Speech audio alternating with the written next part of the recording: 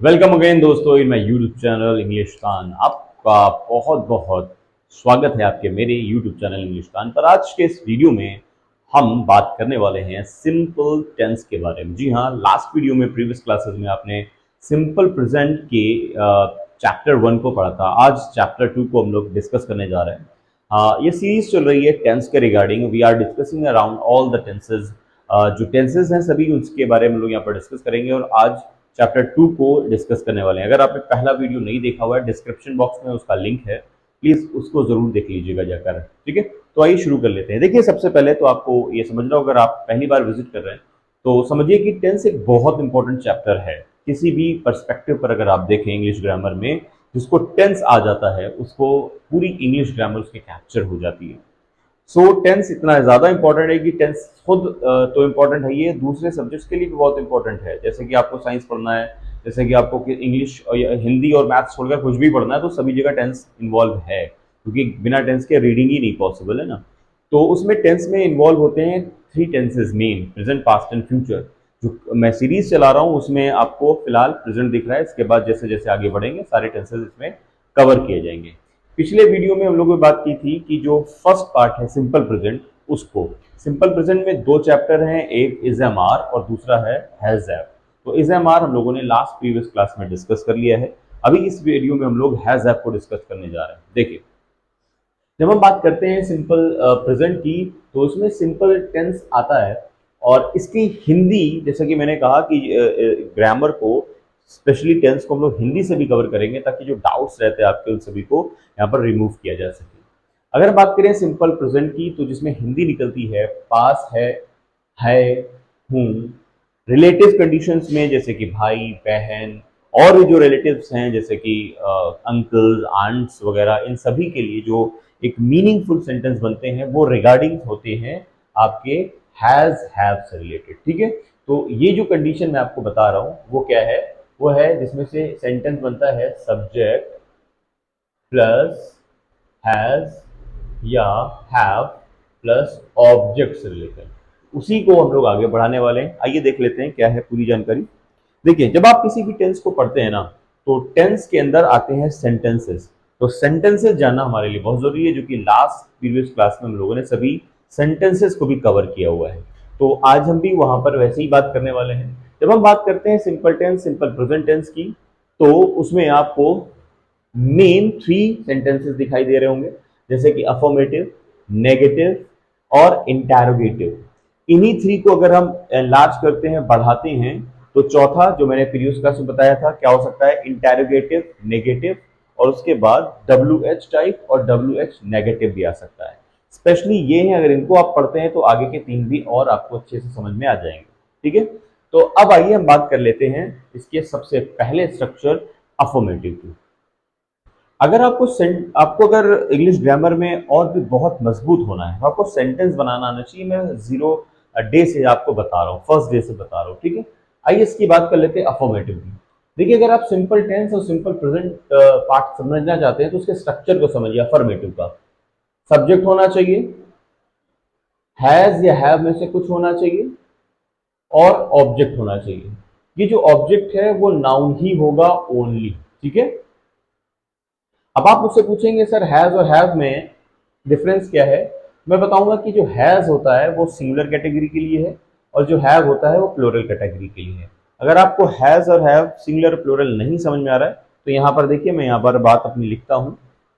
Singular plural क्या होता है, अगर आप बात करें सिंगुलर कैटेगरी के सब्जेक्ट्स की, ठीक है, सिंगुलर सब्जेक्ट्स की, तो सिंगुलर सब्जेक्ट्स कौन होते हैं, जैसे कि ही, जैसे कि शी, जैसे कि इट, ये सारे सिंगुलर सब्जेक्ट्स हो सकते हैं।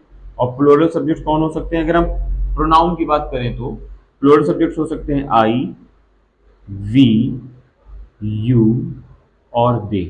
ये आपके प्लूरल सब्जेक्ट्स हो सकते हैं। ठीक है, अगर हम नाउन में बात करें, अगर अगर हम नाउन के सब्जेक्ट्स की बात करें, अगर एक नाम है, सिंगल नेम है, तो वो सिंगुलर सब्जेक्ट में कंसीडर होता है, और एक से ज्यादा नाम है तो वो प्लूरल सब्जेक्ट में कंसीडर होता है। जैसे कि मोहन, ये सिंगुलर सब्जेक्ट्स होगा, और मोहन एंड सोहन ये प्लूरल सब्जेक्ट्स होगा। ये है बेसिक नाउन की रिगार्ड जानकारी। अगर आप इससे ज़्यादा समझना चाहते हैं तो नाउन के चैप्टर में बहुत डिटेल में दिखाया गया है कि कौन कौन से सिंगुलर नाउन है, कौन कौन से प्लूरल हैं, तो उसको एक बार ज़रूर एक बार पढ़ना पड़ेगा, स्टडी करनी पड़ेगी। ठीक है, ये बेसिक इन्फॉर्मेशन मैंने आपको दे दी। अब बात करें अगर नेगेटिव सेंटेंसेस की, तो अब पहले इसका एक सेंटेंस देख लेते हैं। अगर मान लीजिए एक अफर्मेटिव का जो एक सेंटेंस बनाना है सब्जेक्ट हैज हैव या ऑब्जेक्ट के साथ, तो यहाँ पर देखिए मैंने दो सेंटेंसेस लिखे हैं, उसको आप समझिए। जैसे शी हैज अ कार, ये कौन सा सेंटेंस हो गया? ये सेंटेंस हो गया सिंपल प्रेजेंट का। अब यहाँ पर आपको डाउट हो रहा होगा कि अरे सर ये तो प्रेजेंट परफेक्ट है। नहीं नहीं, ये प्रेजेंट परफेक्ट नहीं है, ये सिंपल प्रेजेंट है। अगर आपको प्रेजेंट परफेक्ट कहना है तो मैं यहाँ पर बात लिख रहा हूँ, जरा देखिएगा। अगर धोखे से भी आप ये कहना चाह रहे हैं कि नहीं नहीं प्रेजेंट परफेक्ट है ये, तो आपका कंफ्यूजन में यहाँ पर दूर कर देता हूँ। प्रेजेंट परफेक्ट का स्ट्रक्चर होता है सब्जेक्ट प्लस हैज हैव। आप खाली अगर इतना देख रहे हैं तो आप जरूर कंफ्यूज हो जाएंगे। आपको इसके आगे की बात समझनी होगी। Subject plus has plus have plus के साथ वर्ब की थर्ड फॉर्म आती है, उसके बाद ऑब्जेक्ट की जरूरत पड़ती है तो आता है। तो ये होता है प्रेजेंट परफेक्ट का स्ट्रक्चर। इसका अगर एक सेंटेंस हम लोग बनाएं तो जैसे कि she has completed her work, तो ये है प्रेजेंट परफेक्ट। ठीक है, she has completed her work, ये है प्रेजेंट परफेक्ट, और शी हैज अ कार, ये है सिंपल प्रेजेंट। दोनों में डिफरेंस समझ लीजिए क्या है। डिफरेंस ये है कि जब हम सिंपल प्रेजेंट कह रहे होंगे तो वहां पर कोई भी एक्शन वर्ड नहीं हो रहा होगा। मेन वर्ब होगी लेकिन एक्शन नहीं हो रहा होगा। यहां पर देख पा रहे होंगे कंप्लीट करने का एक्शन हो रहा है, इस वजह से ये आपका V3 हो जाएगा।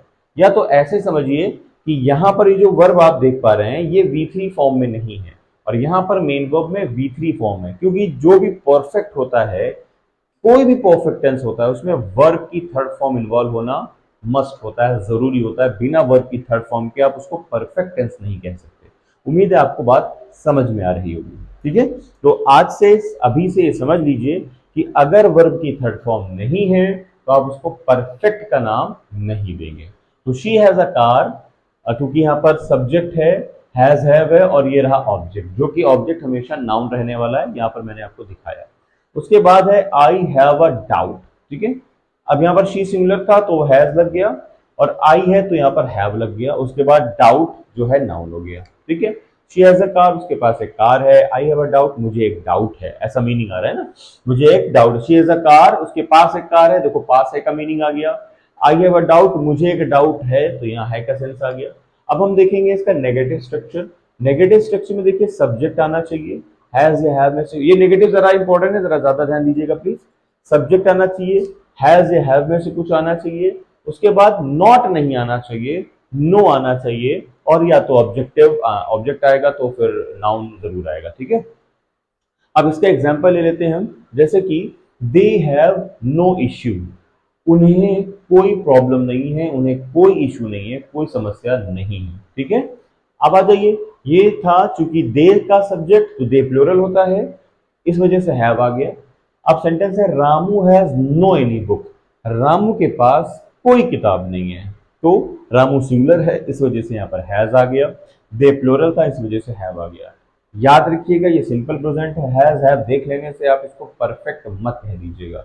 यही चीज मैं आपको समझाना चाह रहा था। ठीक है, अब आ जाइए, और आप देखने वाले हैं, मतलब चॉइस है यहाँ पर। आप चाहे तो सेंटेंस का नेगेटिव इस तरह बना ले, चाहे तो इस तरह बना ले। जैसे subject plus does, not plus have, subject do not plus have. Does not have कहाँ लगता है? जहां सिंगुलर कैटेगरी होती है, और डू नॉट हैव कहाँ लगता है? जहां प्लूरल कैटेगरी होती है। ठीक है, उसके बाद वही ऑब्जेक्ट वही नाउन आता है। अब एग्जाम्पल, जैसे कि he does not have father, उसके पिताजी नहीं है, क्योंकि डेथ हो गई होगी तभी ये सेंटेंस टाइप का मीनिंग आ रहा है कि ही डजंट हैव फादर, उसके पिता नहीं है। ठीक है, अब देखिए ही सिंगुलर था तो डज नॉट हैव हो गया। ठीक है, या इसको आप इस तरह भी बना सकते हैं, she has no father.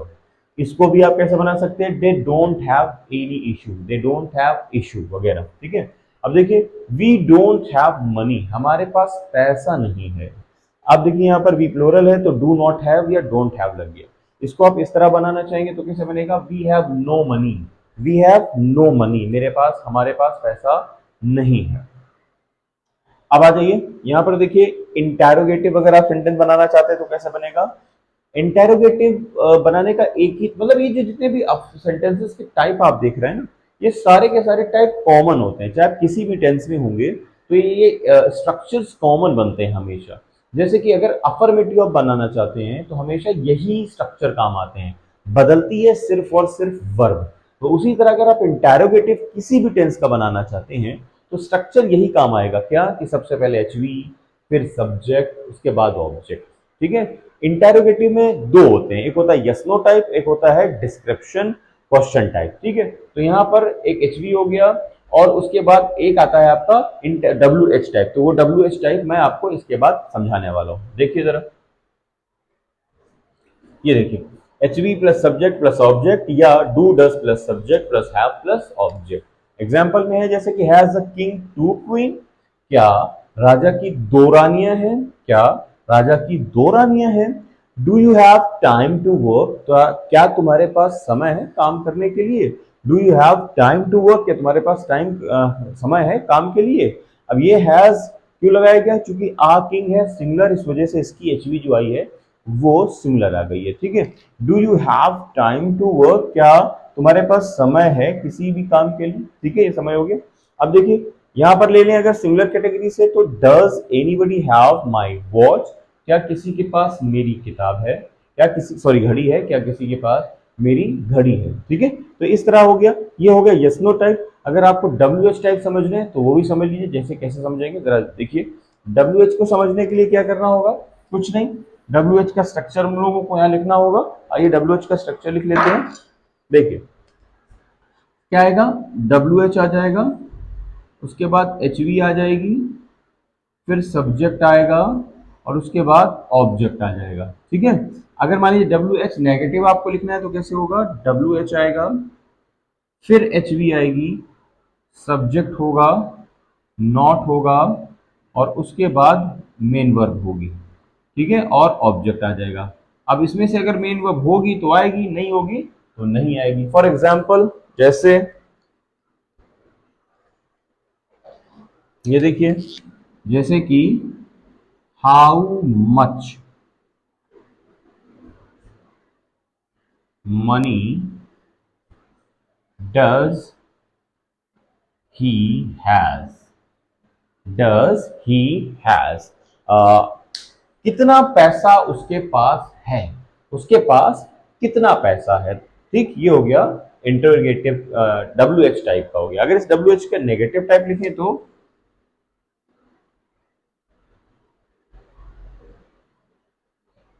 Y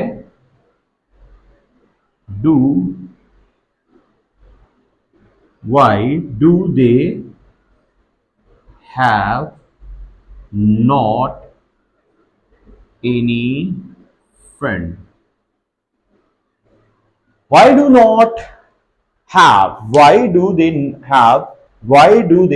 not have? माफ करें, ये नॉट यहां आना चाहिए था।